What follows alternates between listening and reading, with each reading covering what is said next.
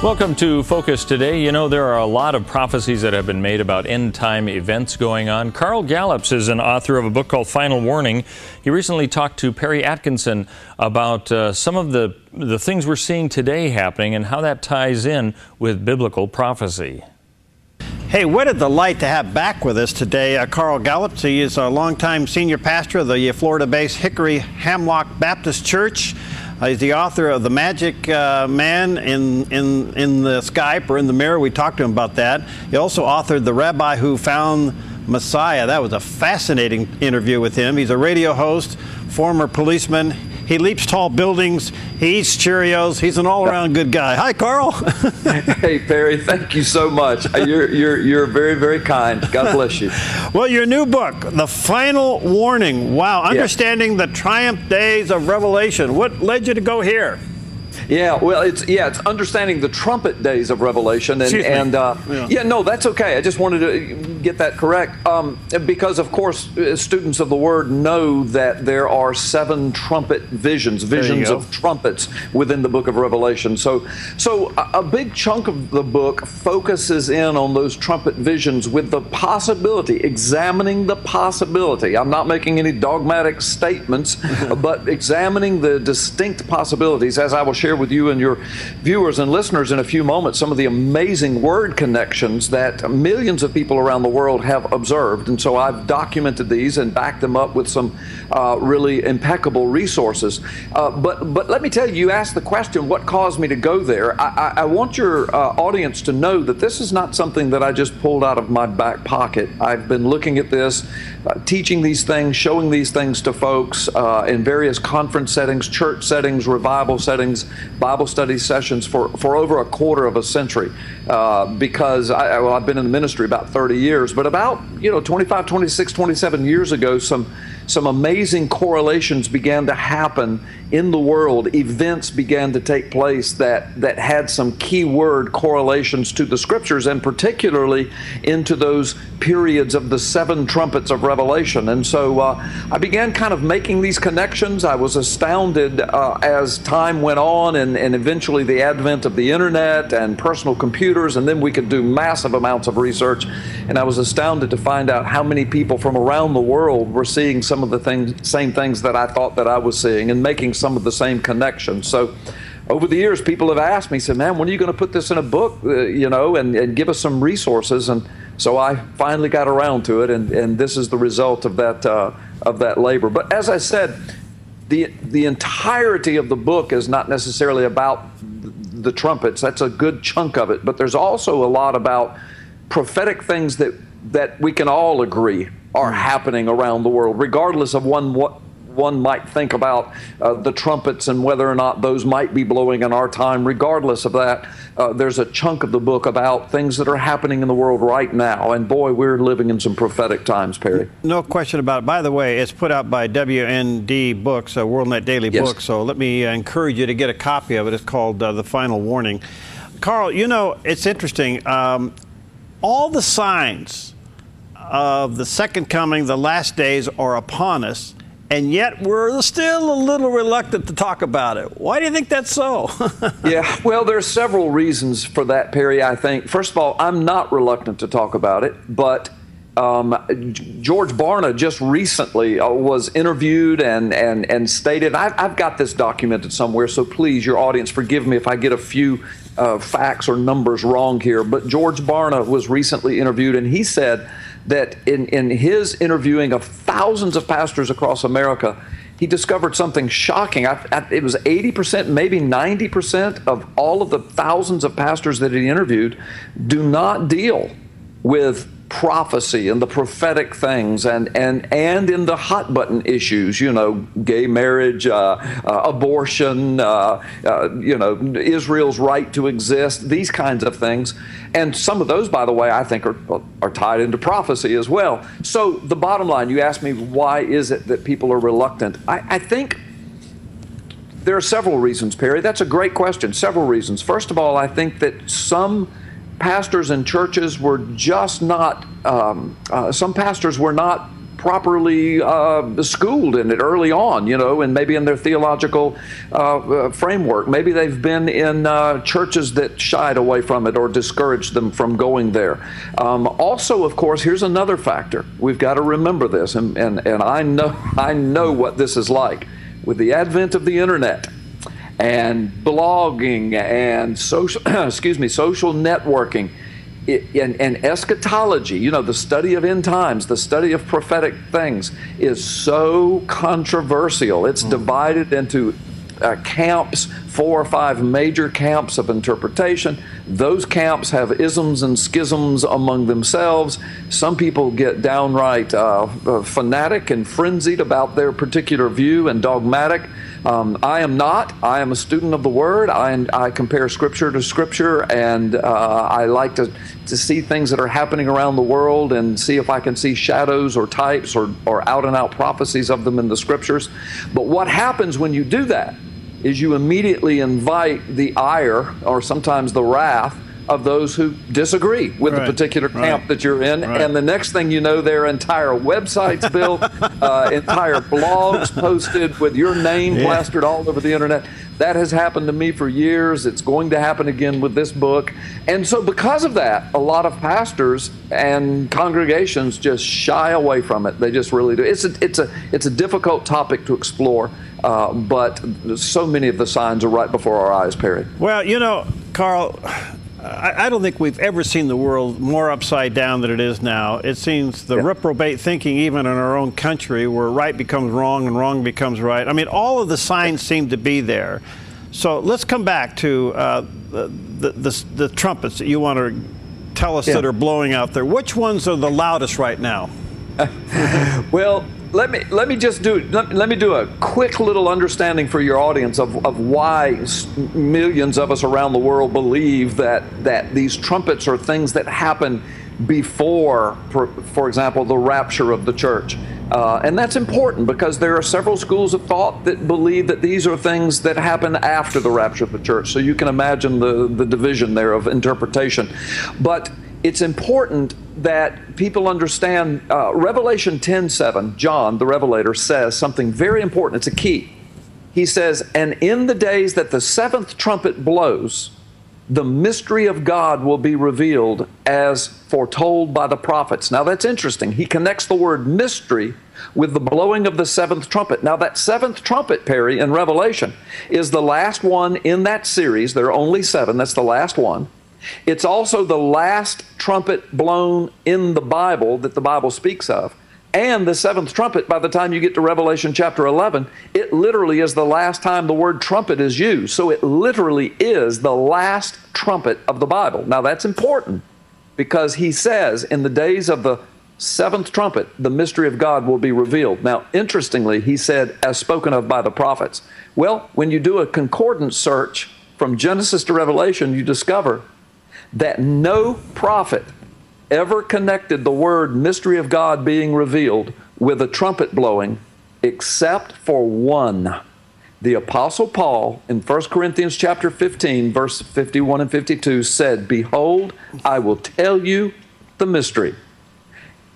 In a twinkling of an eye, in a moment, we will all be changed." And of course, he's talking about the rapture of the church. And he said this will happen at the blowing of the last trumpet. He uses the word last trumpet to identify the fact that the mystery of God will finally be revealed at the last trumpet, and he declares it's the rapture of the church. So when you put those two verses together, Perry, and this is important to answering your question, then many people have made the connection that the 7th trumpet of Revelation is the rapture of the church. Now, if that's so, then that means the first 6 trumpets are events that are going to occur in the world that will happen before the rapture of the church. They would be warning signs, trumpet blasts, warnings to the church, to God's people, and even a sound of warning to the world around us that things are happening, things are unfolding, things are happening quickly. So that's an important understanding. Now, I do want to say this. I know some people who interpret it differently would say, well, but when Paul said the last trumpet, he wasn't talking about John's trumpet of Revelation.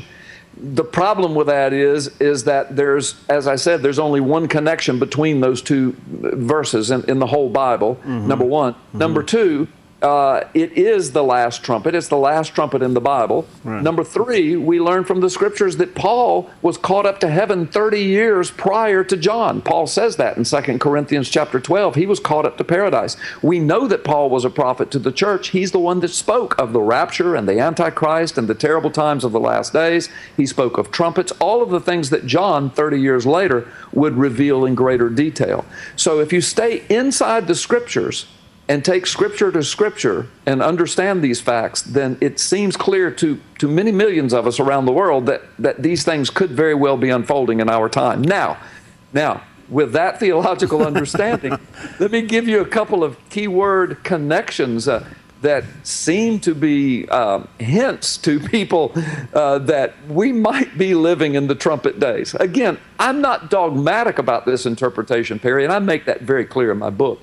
But what I'm going to say is going to astound some of your viewers and perhaps yourself if you've never seen this or heard this.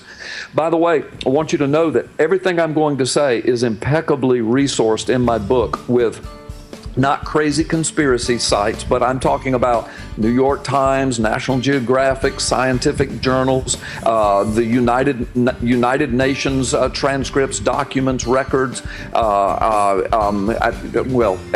university language departments, et cetera, et cetera. Those kinds of resources are in my book. All right. Let me do this. Let me take a quick break here, Carl. Let you come back so you can go and not be interrupted. And I'm assuming you're going to share with us some of the trumpet blasts that have already occurred. And we need to take note on that. All right, again, let me just tell you this as we take a quick break. It's called Final Warning. Check it out. There's a picture there on the screen. It is put out by WorldNet Daily Books. You can check it out at Amazon, Barnes & Noble, at the bookstores. I'm sure you can go to WND Books and get it there as well. All right, we'll take a quick break. We'll be right back with Carl. Hi, I'm Paulina, and I work at theDove TV. Did you know that when you support theDove TV, you have a profound impact, not only in our community, but around the world? It's your continued support that takes the inspiration and hope in the programs we produce and makes them available to the thousands of people who are watching these videos online every week. Help bring encouragement and hope to our valley and beyond by making a secure online donation today at our website, thedove.us.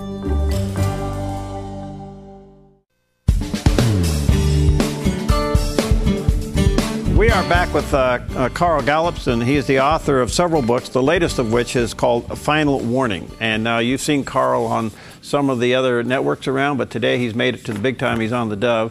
And he left us at an interesting spot because talking about the 7 trumpets, he mentioned the last one that's now brought up by the Apostle Paul, the sounding of the last trumpet, and the mystery shall be known. But that means 6 other trumpets have either sounded off or about to sound off. So, Carl, pick it up and lead us down that track.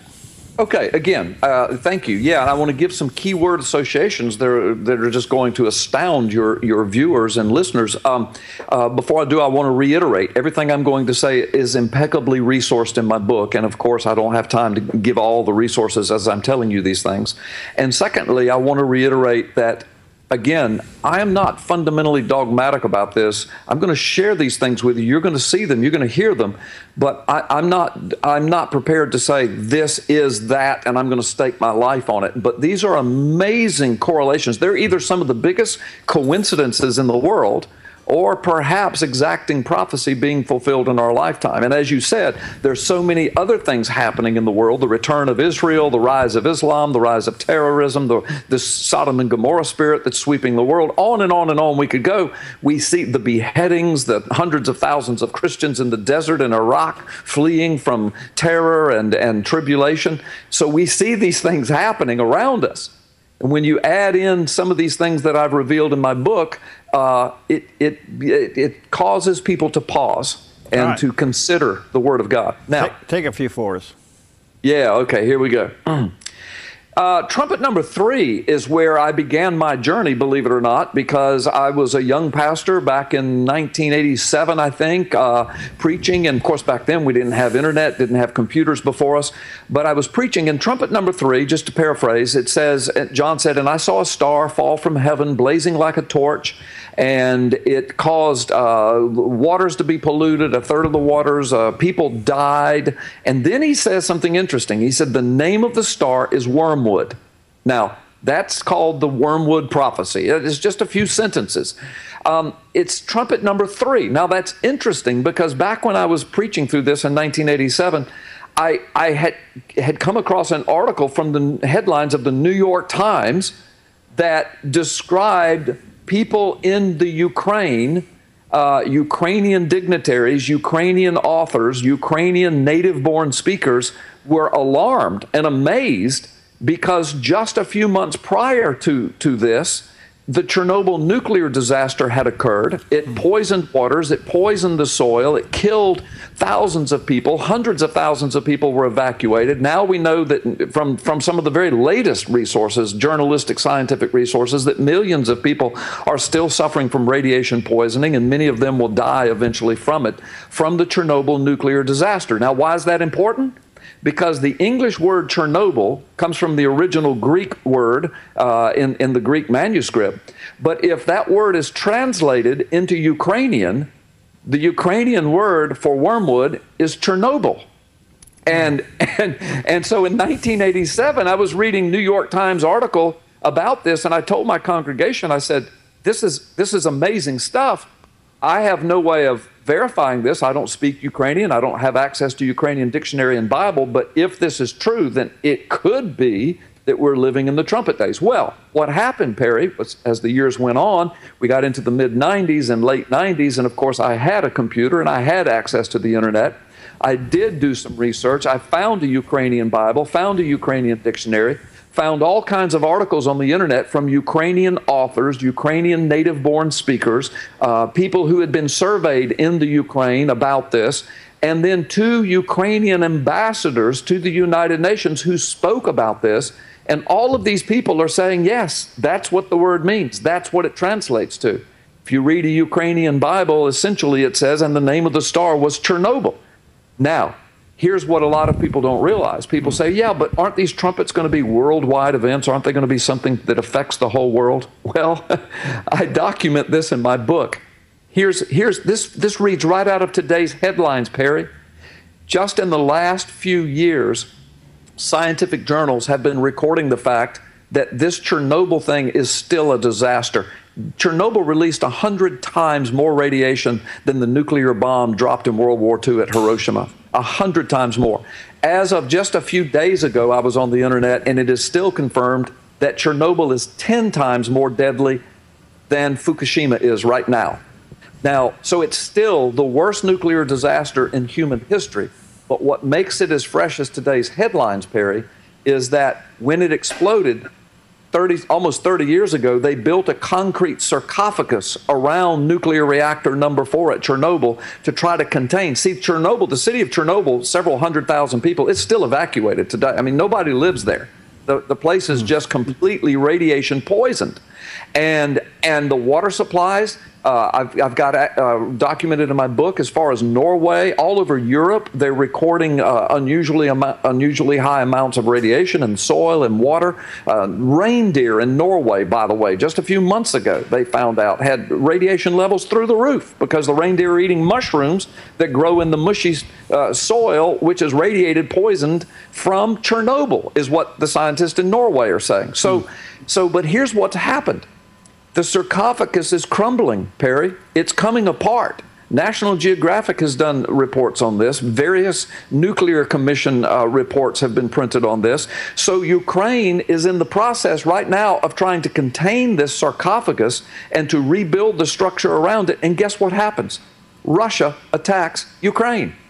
And so now that process is being stagnated and held back, and people are very concerned.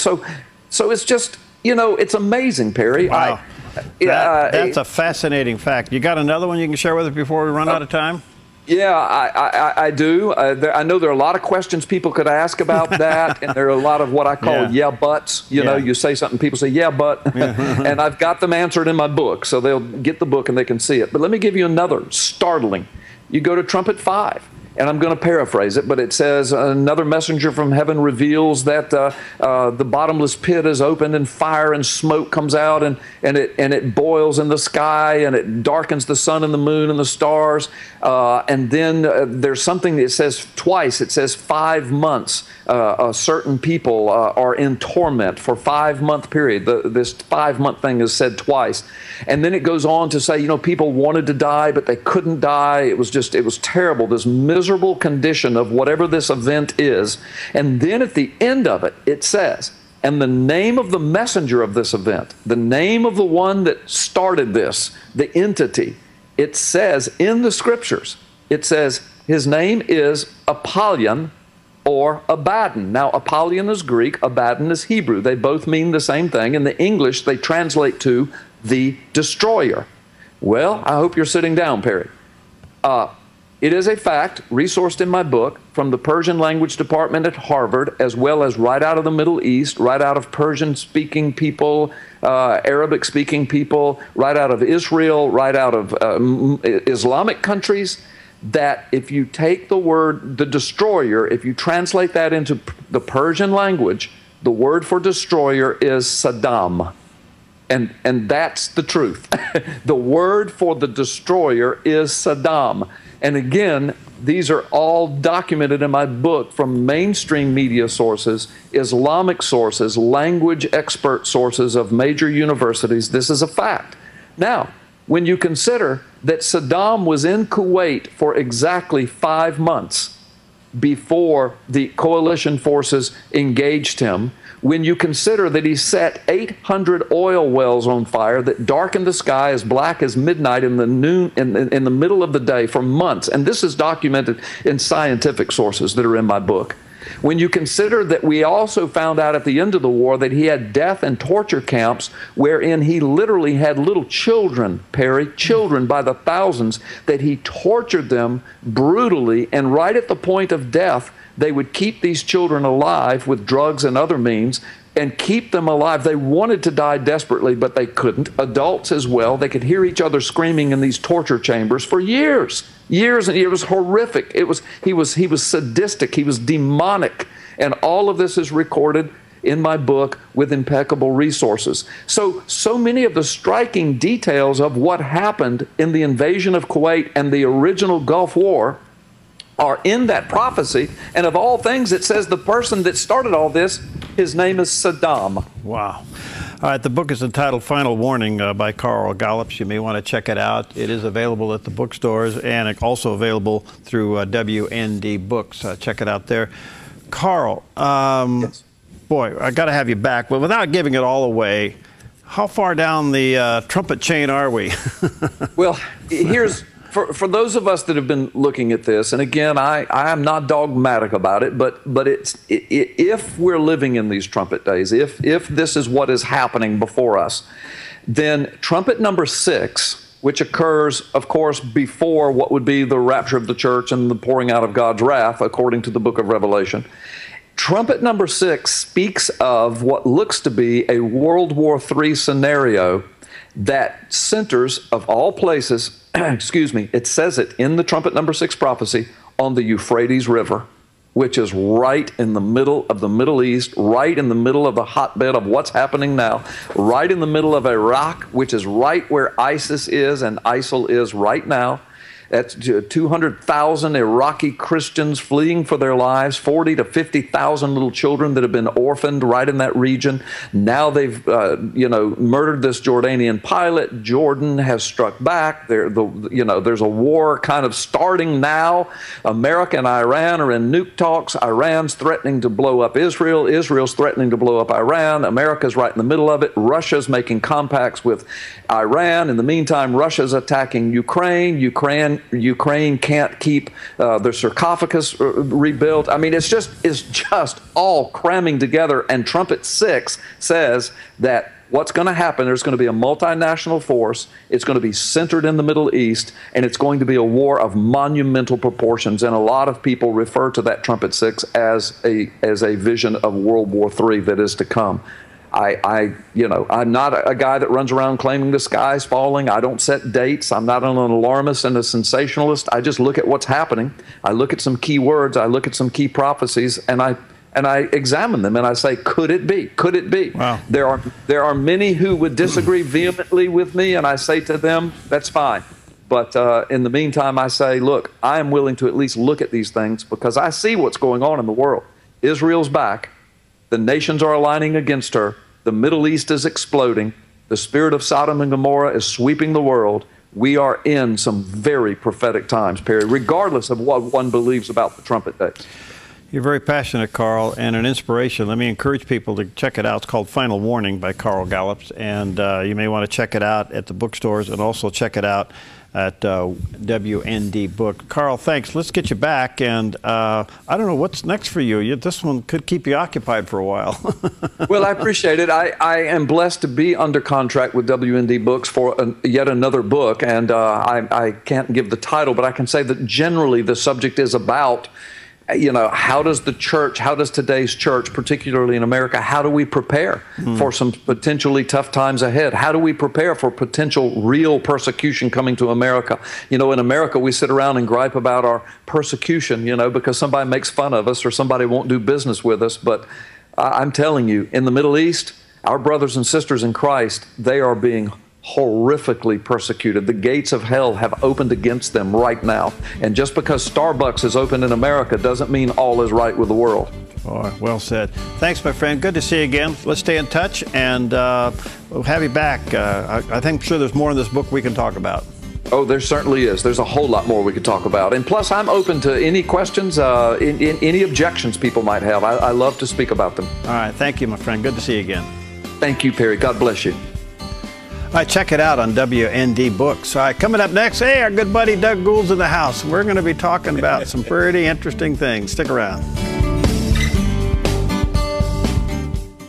Hi, I'm Paula, and I work at theDove TV. Every day we get letters and emails from people who've been encouraged, blessed, and challenged by the programs on theDove TV. But we couldn't do it without you. Did you know that more than 90% of our income comes from people like you? You can help us continue to bring inspiration and hope to our community by making a secure online donation at our website, thedove.us, or call us at 541-776-5368.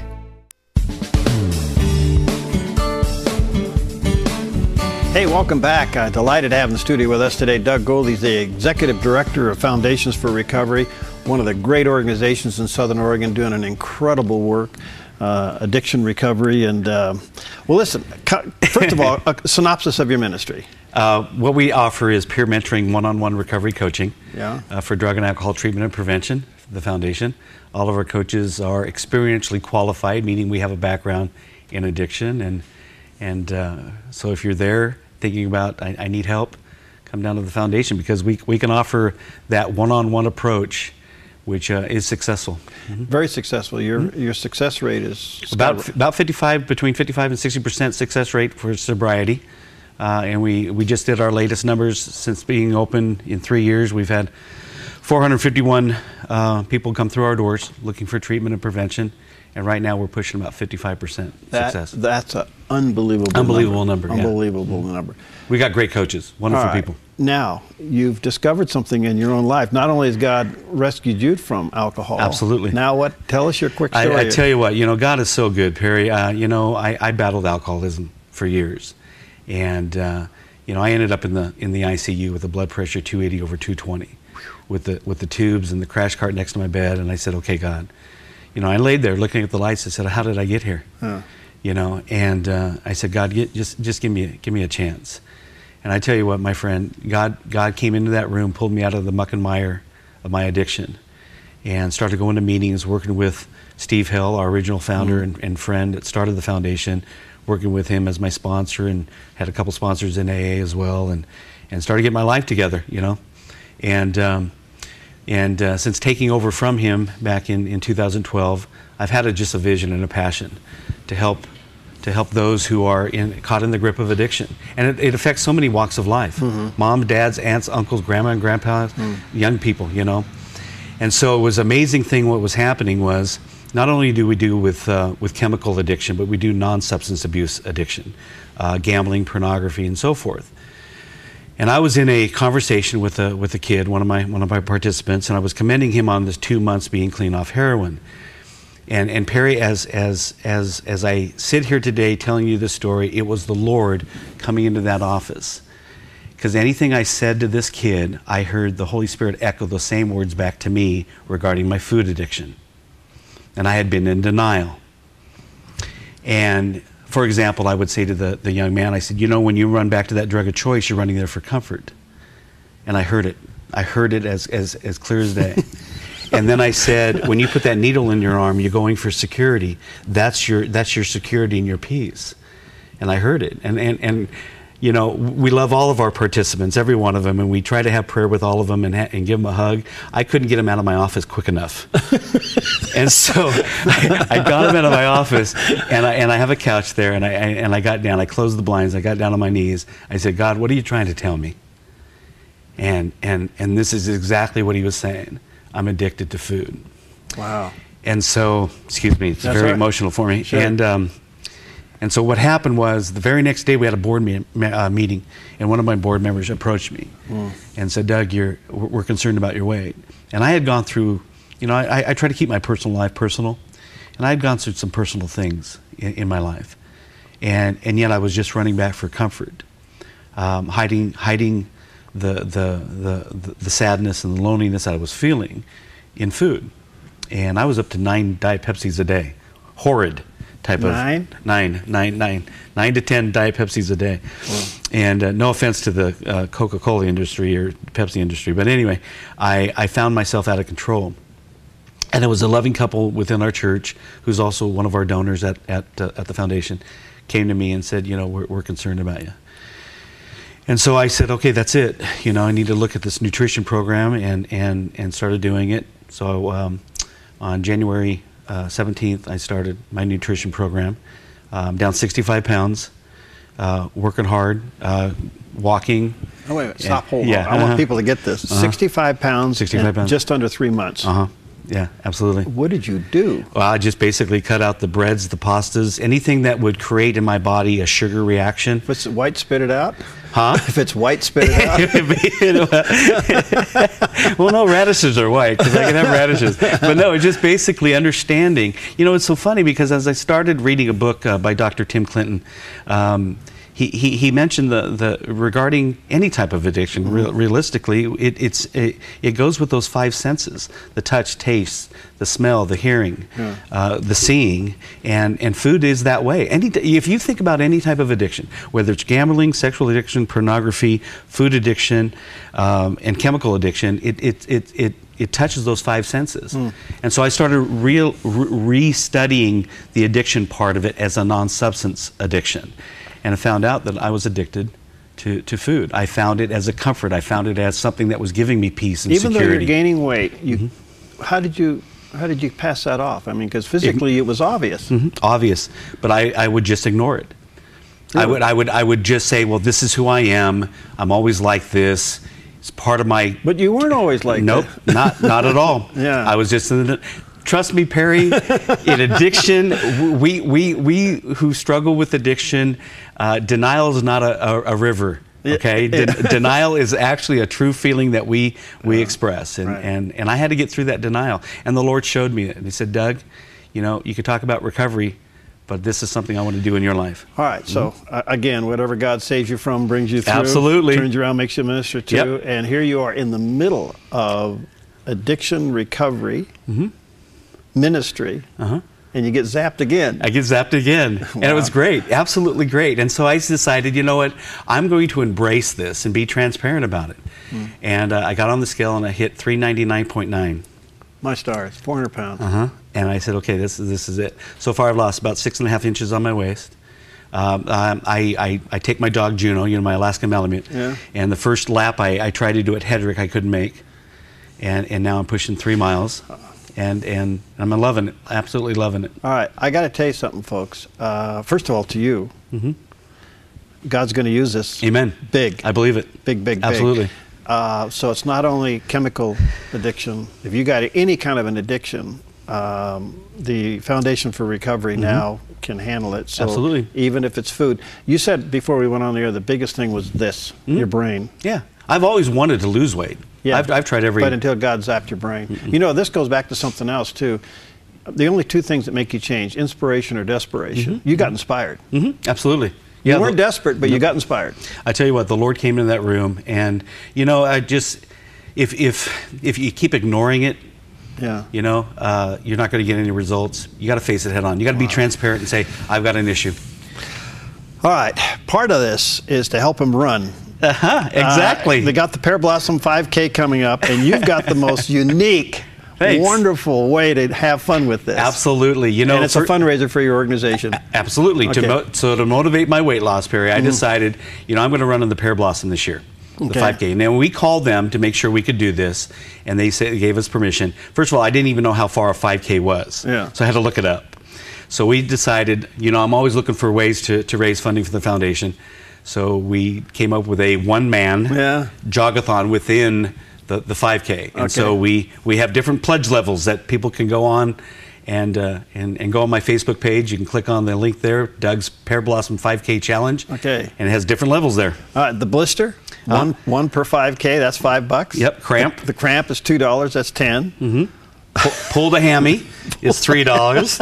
I got inflammation at $4 per kilometer. Go ahead. Dehydration, $5. Yeah. Chafing is $10. Nausea is $20. Nausea is $20. 20 vision. Double vision is $50 a kilometer. And chest pain's $100. Chest pain's $100 a kilometer. Absolutely. This is wonderful. Yeah. So what we're trying to do is we're trying to raise $2,000 a kilometer, which would be $10,000 for the foundation. And right now, as of this morning, we are at $1,183. So we're at about $1,200 a kilometer. All right, folks. Look, this is great. This is wonderful. You can get in as low as $5, and go all the way to $500. Support this organization. Thanks. I can't say enough what they're doing. The success rate. And what you're personally going through now, Doug, I just know God's going to use this big time. How do they participate in this? The best way to do, also, you can just go on my Facebook page. You can type in Doug Gould, ask me as a friend, but you can go on the Foundation for Recovery Facebook page. You can actually call the office. But there's a site there on my Facebook page where you can click on. It's surveybunking.com, Pear Blossom Challenge. I also have a GoFundMe page as well. All right, so just go to Doug Gould Facebook page and click on, and let's support them. Let's get this up to 2,000. When is Pear Blossom? A couple weeks. Less than 2 weeks away. I gotta get out there. And you're up to 3 miles now? About 3 miles a day. 5K is what? 3.3, I believe. 3.3. So you're okay. I'll crawl to the finish, but I'm gonna make it. I can't believe it. 65 pounds in 3.5 months. Doing well. High five, buddy. Thanks, buddy. Appreciate it. And so your goal is what? 200 pounds. He said it here on the Dove. I said it right here. Okay. Yeah. I can't wait till you walk through the door and you're 200 pounds. I'm going to write a book called Half the Man I Used to Be. Really? Would love that. Wouldn't that a great title? I think that's wonderful. Half the Man I Used to Be. Half the Man I Used to Be. Are you feeling good? I'm feeling great. Absolutely great. And how's the hunger pains? Wonderful. Under control. The problem is, what I wasn't eating during the day. You got to eat during the day. Can't just binge at night. You can't binge at night. Nope. And don't go to bed with a heavy stomach. Absolutely. God had it right to begin with. I'll tell you what, God's good. All right, give them a call. Go to Doug Gould Facebook page. Let's get some more sponsors. Let's kick that up to $2,000 a kilometer. So if, whether you can do $50, 25, 20, 15, whatever, go to Doug Gould Facebook page and click on it, or just give the Foundation for Recovery. Give them a call at the office. Thanks, bud. Thanks, buddy. Appreciate it. We'll be right back.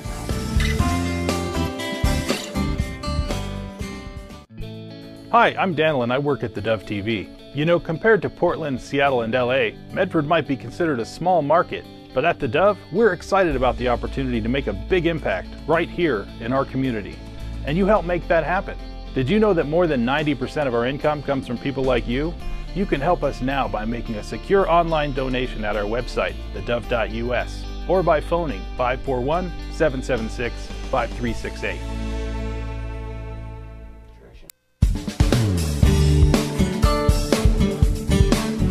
Okay, welcome back. And of course, you know, our legislature is in session in Oregon, up in Salem. We're delighted to have back with us today Scott Jorgensen. He's a legislative staffer, author, and also a former reporter, so he gets what we're doing here. How you doing, Scott? Good. Eager to start the week. Here you go. Well, a couple things, and we only got a few moments. Tell us about the new Secretary of State. So a lot of people were expecting a sitting legislator to be appointed to that position. But instead, her name's Jeannie Adkins. She's very low profile. She had actually just retired. She'd been a staffer working for U.S. Senator Jeff Merkley. And what this does, she has no interest in running for the position again in a couple of years. So she's going to be a caretaker and just do the job for a couple of years. And that means that you're going to have an open seat for Secretary of State. And that's huge because there are a lot of Democrats who want it, some Republicans that want it, but that means that that race is going to be much more competitive than it would have been otherwise with somebody running with the advantage of incumbency. Well, now we know how important that seat is because that's second to the throne, so to speak. But I understand she's kind of interesting. She does have a Planned Parenthood background and a Department of Human Services background. Yeah, that's correct. And, you know, she's been a longtime Democratic staffer. I think she had worked for Senator Merkley when he was here in the legislature as well. But, you know, once again, somebody who's very low-key. The adage I heard about making those kinds of appointments is that if you appoint a sitting legislator to that kind of position, you make one friend and 5 enemies. So that was one of the dynamics in place there. The other thing is that if Governor Brown had appointed a sitting legislator to that position in the middle of a session, then that person's constituents would have been unrepresented, which would have been unfair to them. And then you have a whole process at the local level where the county party people get together and go through the different applicants and do interviews, and that process takes several weeks. So in a lot of ways, this is actually a really good move on the governor's part, and it creates an opportunity for Republicans that might not have been there otherwise. Hey, Scott, is the governor engaged? Do you see her in the building? Is she working the hallways? Yes, and you know, she was a longtime legislator, so she has a lot of these relationships that she's built over time. And in fact, I think my boss just met with her last week to discuss some issues. So she's around, I mean, more so than Kulongoski was in the 2005 session. We couldn't find that guy anywhere back then. Let's take a look at a couple of bills quickly here before we run out of time. Senate Bill 321, the compulsory school age from 7 to 5. Tell us about that. We've gotten a lot of pushback about that. That's part of this early learning initiative that former Governor Kitzhaber was pushing, that Governor Brown has indicated she still supports. And that's been a huge issue because, as you know, we have the nation's worst graduation rate. And that's come up. Education funding, the Ways and Means Committee met on Thursday to discuss that. And the budget that's been proposed for that is $7.2 million. And a lot of the districts all over the state feel that that isn't adequate, and Senate Republicans have agreed with them on that. There's this really great article that came out in the Willamette Week by Nigel Jacobs, and it talked about how Kitzhaber was prepared to take on the teachers' unions because of what he calls the disconnect. And this is huge because a lot of people in the building have known about this for a while, that at the state level, you see the education funding go up and up and up, but at the local level, all there is cuts. And that article explains why there's that dynamic, because at the state level, the teachers union is and has been one of the most powerful political entities in the state. And so your local school boards and local school districts are severely outmatched when it comes to bargaining, and they're forced to make promises at the local level that then have to be matched at the state level. And so disconnect's the big word there. So that's one of the things that's coming into play here. Somewhat on the same vein of education, Common Core, very, very controversial, not only in Oregon, but across the country. And let's see, Grants Pass Representative Carl Wilson now has a bill that would give the school districts the option, one way or the other. Well, and we've also seen some pushback on that from the teachers unions. That had come up during committee days during the interim, because they, between sessions, they still have committee meetings every couple of weeks. And the teachers union was expressing some opposition to Common Core and said, if this testing goes through as it's planned, most of our kids are going to fail and we're going to look really bad. And so are our members. And Carl's gotten some pushback on his bill because there's still some funding attached to all of that. And I was reading some article the other day that said at this point that Bill Gates has invested, tens of billions of dollars in Common Core, but the bottom line is he's going to get it all back one way or the other, based on some of the research that we've done about that. And there's also been a lot of really bad business bills that have been going through.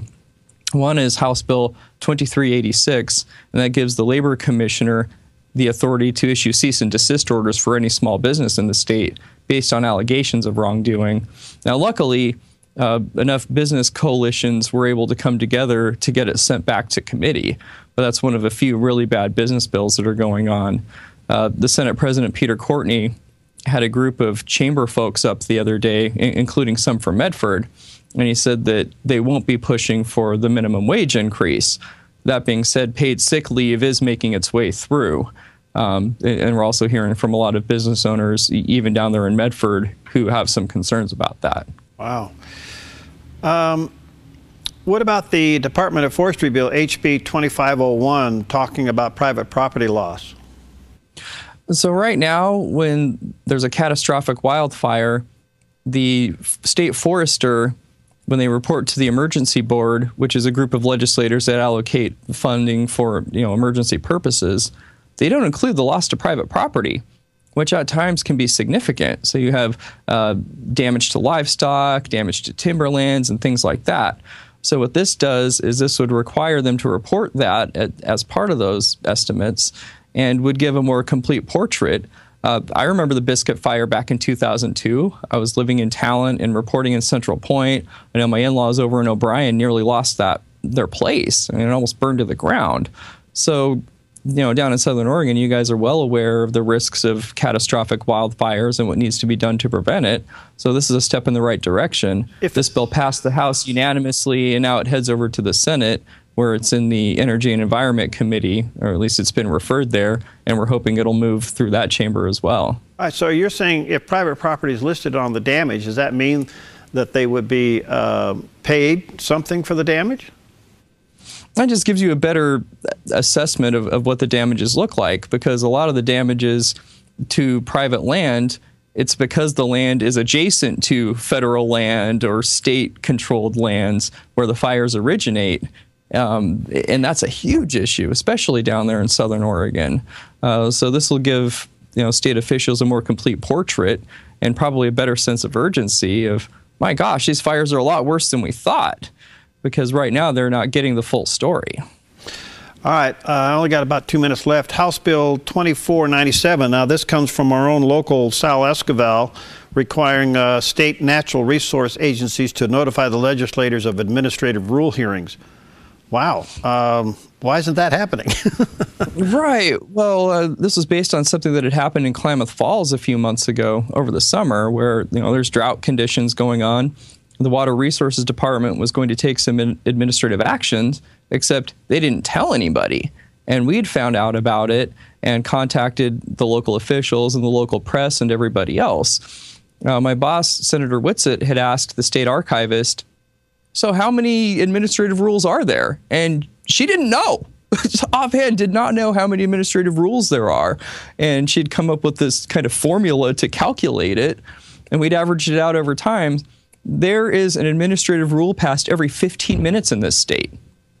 Whoa. And imagine trying to keep up with that as a small business owner. So what this does is if there's an administrative rule being proposed that's specific to a geographic area, then that agency just has to let the representative and senator for that area know about it. So it's a very common sense bill, and we're hoping that makes its way through the process. I remember when the proposed legislative administrative rule bill, oversight bill came up, just was common sense, and it was voted down. And here's a classic example of why you want to have it back.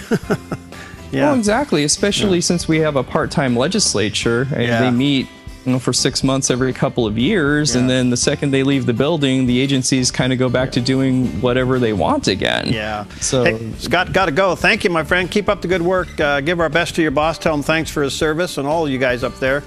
Keep up the fight, buddy. All right. Thank you, Perry. All right. Good to see you, Scott. All right. We'll see you next time on Focus Today.